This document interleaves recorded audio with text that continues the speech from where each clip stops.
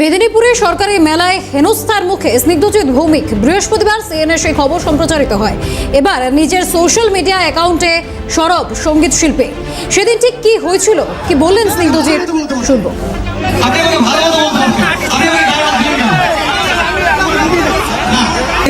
এমনি তো রাত্রি দিতে পারি না। আমাদের টিমের নিউ ওখানে ছিল, সৌরভ আমাদের ম্যানেজমেন্ট, ও এখন ফ্রেমে নেই, ও ছিল। আমাদের টিমের সবাই মোটামুটি ওখানে ছিল। তাদের থেকে কনসার্ন নিয়ে আমি নেমেছি।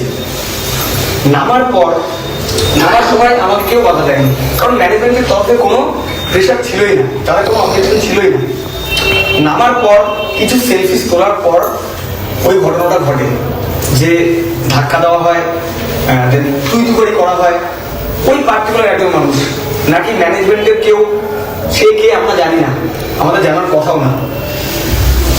ওই পার্টিকুলার মানুষটা এই সিন ক্রিয়েট করে, সেটা প্রোটেস্ট করেছি। সেটা আমার মনে হয় বা আমাদের মনে হয় যে সেটা আমরা কোনো অন্যায় করিনি। কারণ সবচেয়ে মাথা গরম হওয়ার ব্যাপারটা হলো যে অত সুন্দর একটা পরিবেশকে উনি জাস্ট ওই মানে কিছু সেকেন্ডে একটা সিন ক্রিয়েট করে যে পুরো পরিবেশটা যে নষ্ট হয়ে গেল, এটাই মানে এটার জন্য মেন প্রোটেস্ট আমাদের। ঠিক আছে, উনি হেড অফ দ্য মুভমেন্ট ধাক্কা দিয়েছেন, তুই করে করেছেন, আমি সবকিছুকে বাদ দিয়ে রাখলাম। উনি ভালো মতো বলতে পারতেন, আমি সবকিছুকে বাদ দিয়ে রাখলাম। কিন্তু ওই পরিবেশটা তো নষ্ট হয়ে গেল, সেই দিনটা আবার ফিরে আসবে না। আমরা অ্যাজ এ টিম বা অ্যাজ এ কমিটির সবাই বা কেউই ওই জিনিসটাকে রিক্রিয়েট করতে পারবে না আর কোনোদিন।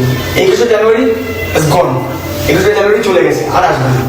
ঠিক আছে, তো ওই দিনটা আমরা as a musician, as an artist, আমাদের কাছে এক একটা দিন, এক একটা স্টেজ, প্রতিটা ইচ অ্যান্ড এভরি মুভমেন্ট প্রচন্ড প্রেশিয়াস। ঠিক আছে, তো সেটাকে একটু ইন্টারাপ্ট করলে সে যেই হোক যাই হোক, তখন তো আমরা দেখতে যাইনি যে সে কে, তার সে কোন পথে কাজ করে, আমার দেখার দরকার নেই। উনি সিন ক্রিয়েট করেছেন, উনি পরিবেশটাকে নষ্ট করেছেন, আমরা সেটার প্রোটেস্ট করেছি। আর আমার মনে হয়